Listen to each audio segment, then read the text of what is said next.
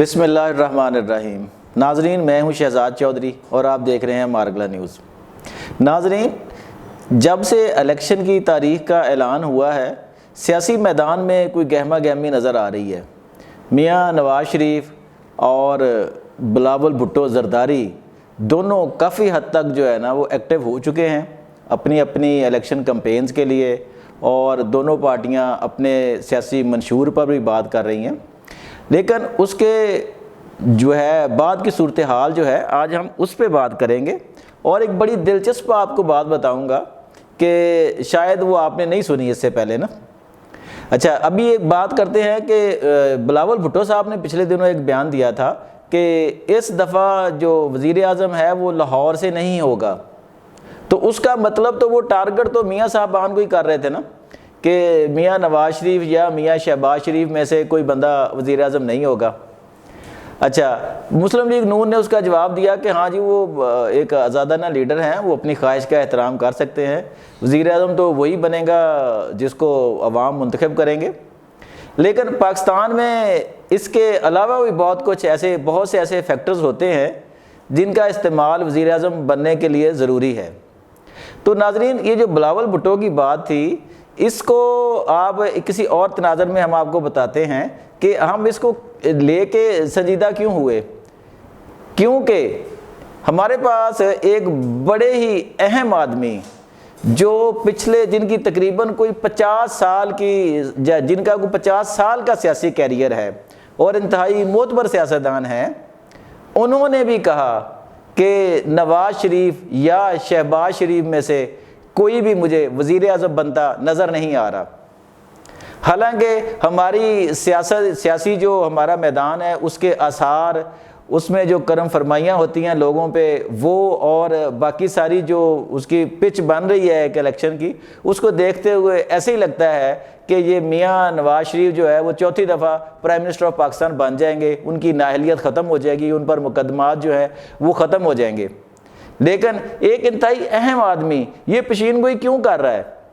دوسری طرف بلاول صاحب بھی کیوں کہہ رہے ہیں جناب؟ تو اس کا مطلب ہے کہ اگر جب تھوڑا سا ہم نے اس حوالے سے تحقیق کی،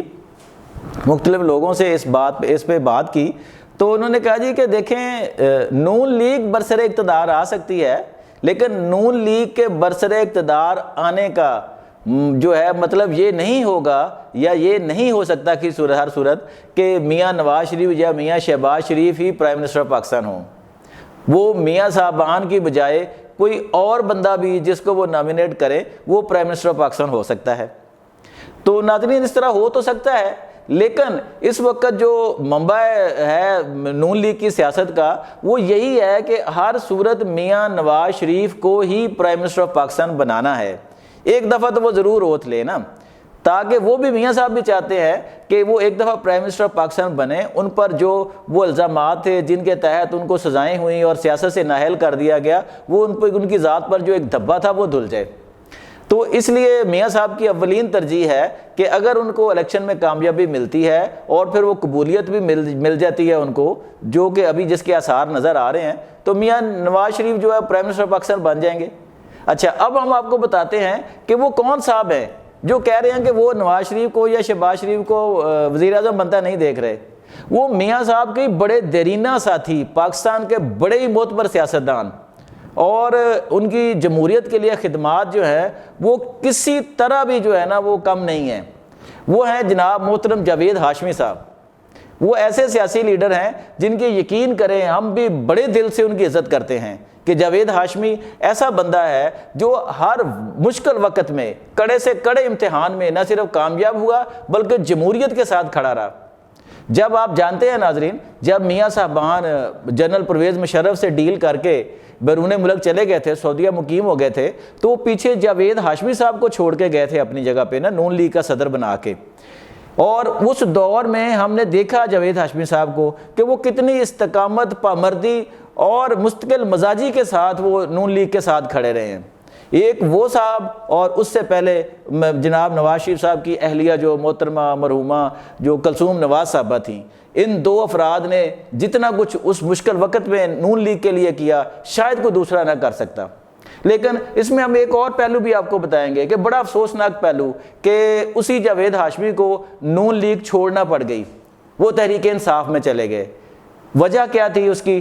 شاید کچھ آپ بھی جانتے ہوں کہ جناب ان کو وہ ڈیو رسپیکٹ جو تھی نون لیگ میں جب میاں صاحبان واپس آ گئے ہیں ان کو وہ نہیں ملی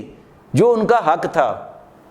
جو وہ خود سمجھتے تھے کہ یار جس طرح کی قربانیاں میں نے دی ہیں، جس طرح کی جیلیں صوبتیں انہوں نے برداشت کی ہیں جنرل مشرف کے دور میں، وہ ان کا حق تھا کہ ان کو نون لیگ میں اس طرح کی پذیرائی ملتی۔ لیکن افسوس کہ ہمارے ہاں یہ کلچر نہیں ہے کہ یہاں پہ جو ہے وہ مشکلات کوئی اور برداشت کرتا ہے اور جب پھل آتا ہے، فصل پک جاتی ہے تو وہ پھل کھانے والے کو اور ہوتے ہیں۔ یہ ناظرین آپ نے تحریک انصاف کے ساتھ بھی دیکھ لیا کہ میاں کہ عمران خان کے ساتھ جو ساتھی تھے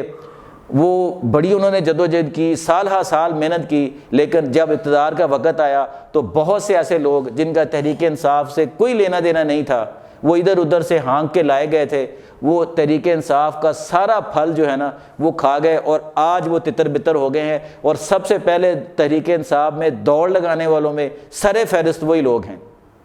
تو ناظرین ہم نے اس بات پہ جو جب تھوڑا سا آگے بڑھے ہیں تو یہ بات قرین قیاس نہیں ہے کہ اگر نون لیگ کو اکثریت مل جاتی ہے تو اکثریت تو اتنی ہوگی کہ وہ آپ یہ نہیں کہہ سکتے کہ وہ سادہ میجورٹی جو ہے وہ بھی نہیں ملے گی، جو لگتا ہے جس طرح کے حالات بن رہے ہیں۔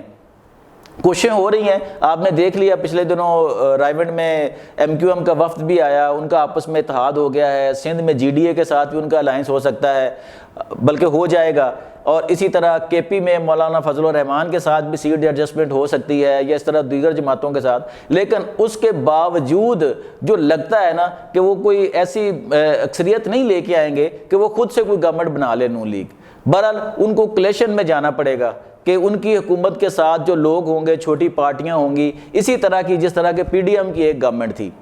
اگر ایک لحاظ سے دیکھا جائے تو یہ بہتر بھی ہوگا کہ جس طرح کے معاشی حالات ہیں، جس طرح کی ملک کی صورتحال ہے، جس طرح کی ابتری پھیلی ہوئی ہے، اگر ایک منتخب قومی حکومت، آپ سنتے ہوں گے نا قومی حکومت کا لفظ کہ بار بار قومی حکومت کی ضرورت ہے، قومی حکومت کی ضرورت ہے، حالانکہ منتخب حکومت کے سوا کوئی قومی حکومت کی آئین میں گنجائش ہی نہیں ہے۔ تو اس حکومت کو آپ کہہ سکتے ہیں کہ اگر اس طرح کی گورنمنٹ آتی ہے، یہ سکیٹرڈ ہوتا ہے جو سارا، اگر آپ جو لوگوں کا ووٹ بینک ہے، ووٹ ملتا ہے ان لوگوں کو، اگر وہ اس طرح کا ہے تو پھر اس کے بعد اگر یہ تدبر کے ساتھ آگے چلتی ہے ہماری سیاسی کلاس جو ہے نا، تو پھر ایک قومی حکومت جو ہے وہ تشکیل دی جا سکتی ہے جو مل کر ان تمام مسائل جو اس وقت ہمیں درپیش ہیں ان کا حل نکال سکے۔ تو ناظرین یہ جو جاوید ہاشمی صاحب کی بات ہے نا، یہ پھینکنے والی نہیں ہے، اس پہ غور کرنے والی بات ہے۔ کیوں؟ کیونکہ انہیں اس ملک میں کس طرح اقتدار لیا جاتا ہے، کس طرح اقتدار کے ایوانوں تک پہنچا جاتا ہے، اور کیا کیا اس کے لیے کون کون سے سنگ میل عبور کرنے پڑتے ہیں۔ جاوید ہاشمی اس کے چشمدید گواہ ہیں ان ساری چیزوں کے۔ وہ جو راجنیتی ہے نا، یہ جو راجنیتی ہے پاکستان کی، جس طرح کے مسائل اس میں دو چار ہوتے ہیں، وہ ان کا آج سے نہیں، وہ ان کے کھلاڑی ہیں، وہ ان کے بہت پرانے کھلاڑی ہیں۔ تو لہٰذا ان کی بات کو ہم پھینک نہیں سکتے کہ انہوں نے ایسے ہی کہہ دیا ہوگا۔ انہوں نے بڑے وثوق سے کہا ہے کہ مجھے بہرحال نظر نہیں آ رہا۔ یہ ان کا تجزیہ ہے جو ہم نے آپ کے سامنے پیش کیا ہے، اور یہ واقعی غور طلب بات بھی ہے۔ کوئی ضروری نہیں ہے کہ جیتنے والی پارٹی کا وہی بندہ جو بار بار وزیر اعظم بن رہا ہے وہی اس دفعہ بھی وزیر اعظم ہو سکتا ہے کسی نئے بندے کو موقع دیا جائے جو اس سے زیادہ بہتر طریقے سے پرفارم کر سکے اور اس ملک کو اتحاد کے ساتھ آگے لے کر چل سکے۔ ناظرین اپنا بہت خیال رکھیے گا، اگلے ویلاگ تک کے لیے اجازت دیجیے، اللہ حافظ۔